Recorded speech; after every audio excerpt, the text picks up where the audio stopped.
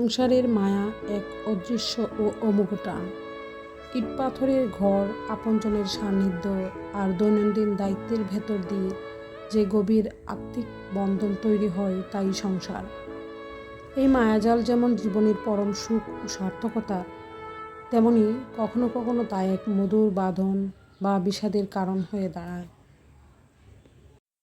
আমি এখানে আমাদের গ্রামের বাড়ি থেকে কাঁচা পাকা কিছু আম এনেছিল, সেখানে আমি কাঁচা আম দিয়ে একটা চাটনি তৈরি করছিলাম।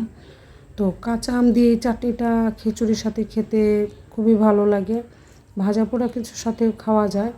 আমি এখানে সরষের তেল দিলাম, এখানে রসুন দিলাম এবং কালো জিরা দিলাম।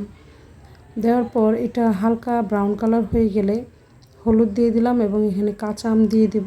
কাঁচা আমটা দিয়ে তারপর নেড়ে লবণ দিলাম এবং চিনি দিলাম অল্প আছে এবং পানি দিয়ে দিলাম।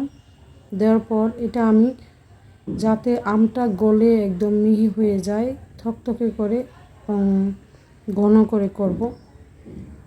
এই সামান্য হয়ে যাওয়ার পরে সামান্য চিলি ফ্লেক্স দিয়ে দিয়েছি। এটা খুবই টেস্টি হয়। তো যখন আমি ভয়েস ওভার দিচ্ছিলাম তখনই আমার মনে হচ্ছিল যে আমি খুব খেতে ইচ্ছে করছিল আমার। পটল ভাজি করেছি হলো খিচুড়ির সাথে খাওয়ার জন্য, হলুদ গুঁড়ো, মরিচের গুঁড়ো এবং লবণ দিয়ে, যেভাবে আমরা সাধারণত সবাই করে থাকি সেভাবেই করেছি। সংসারের মূলে রয়েছে মায়া, যা ভালোবাসার চেয়েও সূক্ষ্ম ও গভীর। আমি তারপর ডিম ভুনাটা করে নিলাম।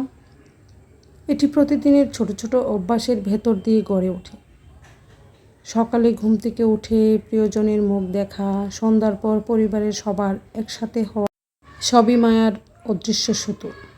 এই টানেই মানুষ সব ক্লান্তি ভুলে হাসি মুখে পরিবারের জন্য লড়াই করে। মায়ার সবচেয়ে বড় শক্তি হলো এটি মানুষকে কখনো কিছুর প্রতি অন্ধভাবে আটকে রাখে। অনেকেই হয়তো ভাবেন একদিন তো সব ছেড়ে চলে যেতেই হবে, তবু এর মায়াবী টান ছিন্ন করা যায় না। এই মায়া মানুষকে স্বার্থপর হতে দেয় না, আবার কখনো কখনো নিজের সবটুকু বিসর্জন দিয়ে অন্যের খুশিতে সুখী হতে শেখায়। তারপর আমি বাগানে চলে গিয়েছিলাম। বাগানে গিয়ে সেখানে কিছুক্ষণ কিছু শাকসবজি এবং ফলমূল উঠিয়ে নিলাম এবং গাছে দেখছিলাম কীভাবে করমচা ধরে নিয়েছিল।